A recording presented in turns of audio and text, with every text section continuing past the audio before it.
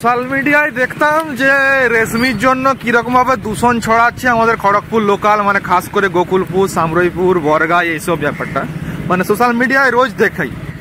আর সেইটা প্রমাণ এখন পাওয়া যাচ্ছে, কারণ আমার বাড়ি গোকুলপুর ঠিকই, কিন্তু গোকুলপুরে থাকি না, তো আসনাবনি থাকি সবাই জানো। কিন্তু যে গোকুলপুরে যাচ্ছি, রেশমির যে এটা মানে কি দূষণটা, সেই দূষণটা পুরো চোখে পড়তেছে। এই রাস্তাটা পুরো যেমন ধুলো ঝড় চলতেছে, ধুলোর মতন যেমন ঝড় হয় সেরকম ধুলো ঝড় চলতেছে।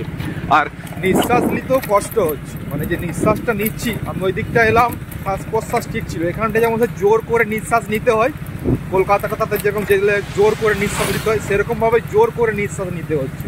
মানে এটাই বোঝা যাচ্ছে যে সোশ্যাল মিডিয়ায় ভুল কিছু দেখায় নাই, যে রেশমি কিভাবে দূষণ ছড়াচ্ছে। এই যে রেশমির সব ফ্যাক্টরি এগুলো কিভাবে দূষণ ছড়াচ্ছে, পুরো রাস্তায় যেমন ধুলোর ঝড় হচ্ছে।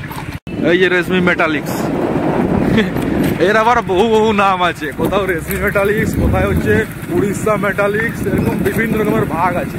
ব্যাপার হচ্ছে ফ্যাক্টরি একটাই, কিন্তু নাম বহু রকম নামে কাজ হচ্ছে।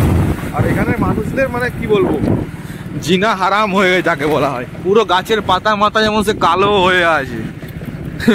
আবার ওইখানে আরেকটা বড় চিমনি হচ্ছে, মানে যে ধোঁয়া বাড়ানোর যে চিমনি হয়।